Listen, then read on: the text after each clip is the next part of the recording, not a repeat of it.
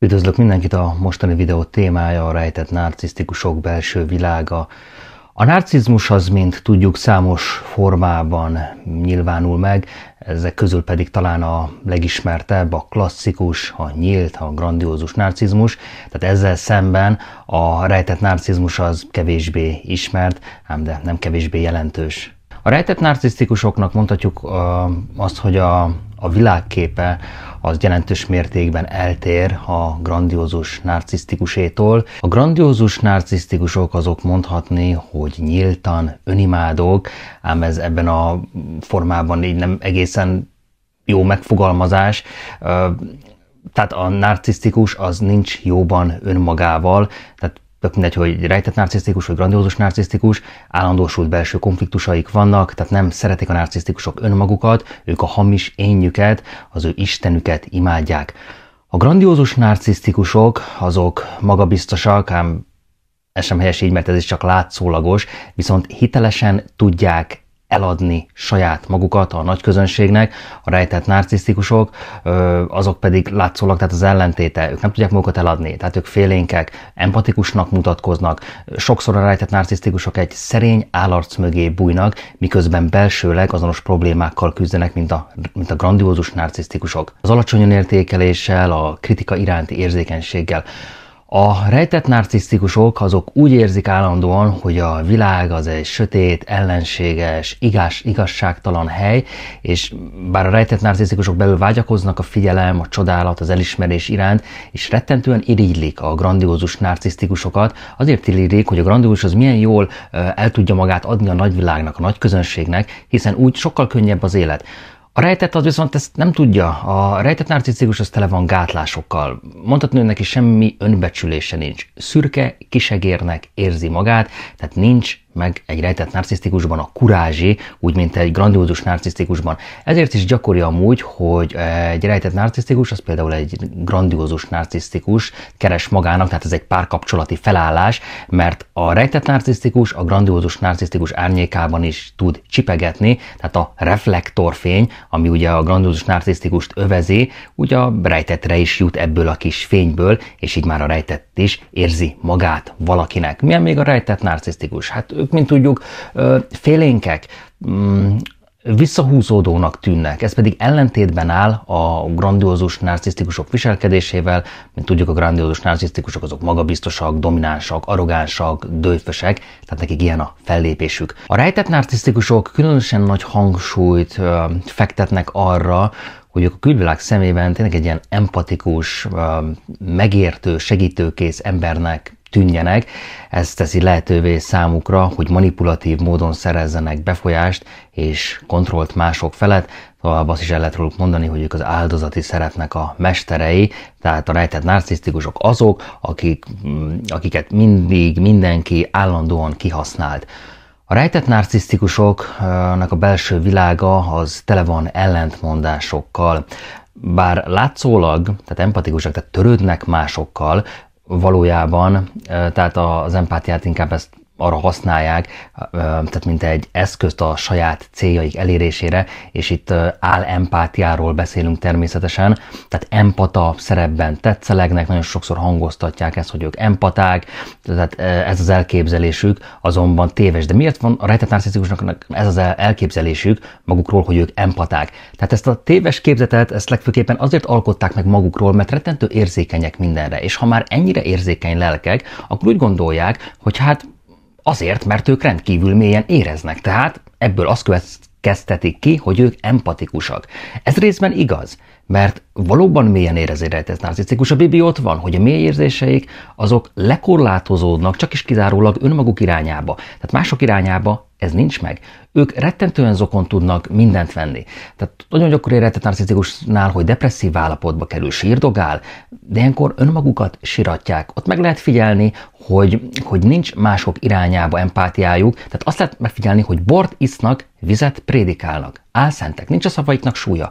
Mondhatnak ők nagyon sok mindent, de azt figyelheted meg, hogy nincs mögötte tartalom, tehát üres ígéretek vannak, csak magukkal törődnek, másokkal nem törődnek. Ez a manipulatív magatartásuk pedig egyértelműen konfliktusokat, zűrzavarokat okoz a kapcsolataikban, mivel a közelükben lévők azok előbb-utóbb rájönnek, hogy ez álszentség, amit csinálnak. Tehát a valódi szándékraikra, arra jönnek rá a körülöttük lévők, hogy nincs tartalom a szavaik mögött. Minden üres. Továbbá, mivel folyamatosan azt lehet mondani, hogy egy rejtett narcisztikus az konstant azt érzi, hogy fenyegetve érzi magát a kritikától, az elutasítástól, állandóan azt érzik, hogy védekezniük kell, még akkor is, ha valójában nem áll fenn valós fenyegetés. A rejtett narcisztikus az mindig egyfajta készenléti állapotban van, állandóan szorong, nem tud ellazulni. Mi ennek a rejtett narcisztikusoknak a párkapcsolati dinamikája?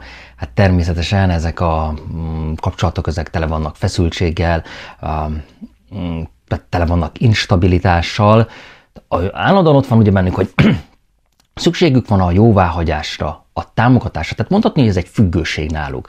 Tehát a rejtett narcisztikusok azok jellemzően nagyon nagy hangsúlyt fektetnek mások jóváhagyására, mások támogatására. Ez a függőség pedig abban nyilvánul meg, hogy rendkívül érzékenyek a kritikára, és gyakran értelmeznek tulajdonképpen mindent egy személyes támadásként, még olyan megjegyzéseket is, amelyek valójában tulajdonképpen teljesen ártalmatlanok. Megfigyelhető náluk, hogy mindig kell valakinek a jóváhagyással belekezdenek valamibe, és most nem feltétlenül az aktuális párjára gondolok, hanem nagyon gyakori, hogy egy egészségtelenül közeli kapcsolatot ápol a családjával, tehát értem ez alatt, hogy a szülő az mindenbe beleszól, tehát mindent megbeszél a szülővel, egész nap hívogatja, tehát bármi van, azonnal a szülőt hívja, még 40 évesen is, 50 évesen is. Itt is látszik, hogy nem ment neki a leválás a szülőről, egy egészségtelen dinamikát lehet megfigyelni náluk, tehát nem tud semmit elintézni a szülő nélkül, mindenben a szülő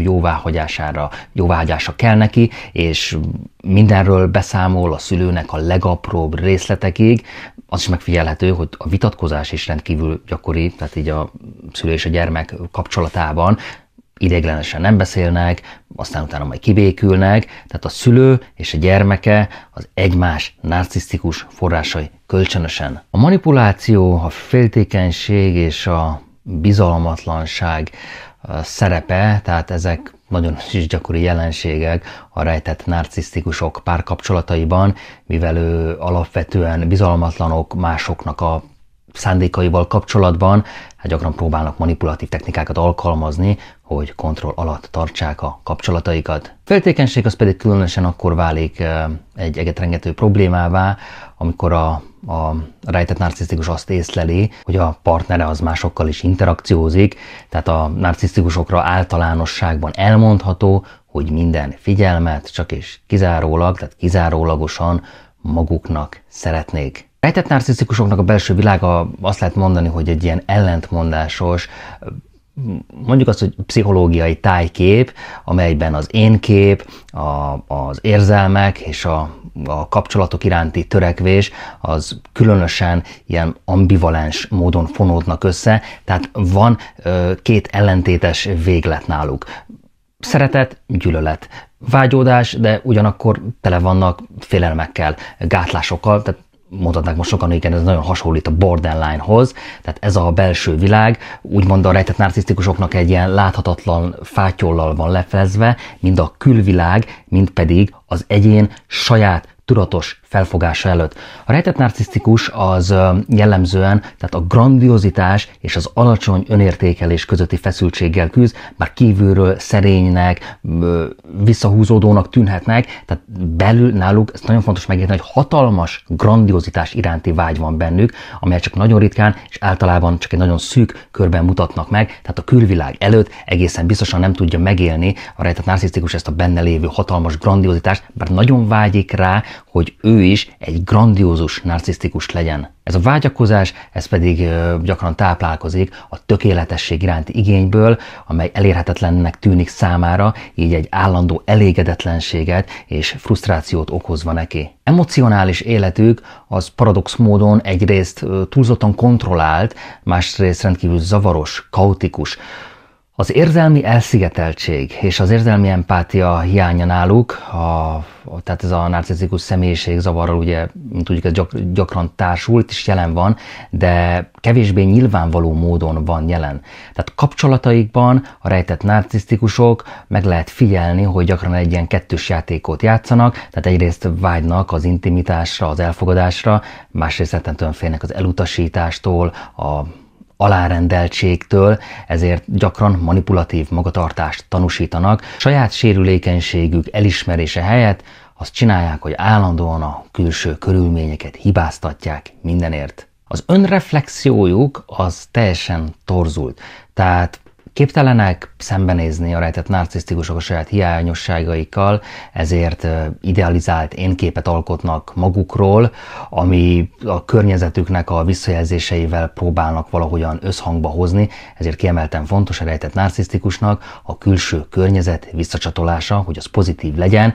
így megegyezzen a saját magukról alkotott, idealizált énképükkel, tehát hogy ők jók, hogy ők segítőkészek, hogy ők szerethetőek, hogy ők elfogadhatóak. Amikor ez az idealizált énkép viszont fenyegetve érzi magát, akkor védekező mechanizmusként felépíthetnek ugye egy áldozati narratívát, amelyben ők maguk lesznek a sértett fél, tehát elterelve ezzel is a figyelmet a saját belső konfliktusaikról. Tehát nem hiába hívják őket mártír narcisztikusnak is. Ha valami nem úgy történik, ahogy ők ezt elgondolják, hát akkor már rögtön a külső környezetre rátolnak mindent, tehát nem tudnak felelősséget vállalni, nincs önreflexió, rögtön áldozatnak látják magukat, és ők a sértett fél, akiket mindenki csak bánt, állandóan megaláz, pedig ők csak kizárólag csak jót akartak. A rejtett narcizmus az napjaink nagyon aktívan kutatott területen jelenleg is, és hát valószínűsíthetően sok félrediagnosztizálás is történik világszerte. De mi ennek az oka? Hát ennek legfőképpen az oka, hogy a DSM-5, tehát az Amerikai Pszichiátriai Társaság által kiadott diagnosztikai és statisztikai kézikönyv 5. kiadása, amely a mentális egészségügyi betegségek diagnosztizálásának, tehát alapvető eszköze, tehát ez elsősorban a klasszikus, a grandiózus narcisztikus személyiségzavart veszi alapul. A grandiózus narcizmus jól ismert jellemzői: extrovertáltság, arrogancia, dőfösség, nyílt agresszió, nyílt dominancia, nyílt figyelem és csodálatigény. Tehát ezek miatt nagyon könnyen, nem nagyon könnyen, de azért eléggé könnyen felismerhető és diagnosztizálható, tehát ellentétben a rejtett narcizmus az sokkal árnyaltabb és sokkal kevésbé nyilvánvaló. A rejtett narcisztikusok külső megjelenése és viselkedése a szerény, visszafogott lehet, ez pedig teljesen ellentmond a DSM-5 által leírt grandiózus magatartásnak. A klasszikus grandiózus narcisztikus sokszor, mint a bazári majom, magára aggat mindenféle színes, feltűnő dolgokat, drága órák, ha megteheti ékszerek, extravagáns megjelenés, minden trendi, tip-top kinézet, tehát rengeteget ad magára kinézetére, mint a páva, úgy mászkál sok esetben, tehát egy grandiózus narcisztikus az nem szégyenlős, imád jól kinézni, és ezt hangsúlyozza is. Ők azok, akik nagyon határozottak, karizmatikus fellépésük van, ez pedig a legtöbb nő imádja is. A rejtett narcisztikus viszont nem ilyen, az ellentéte. Visszafogott a rejtett narcisztikus, szürke.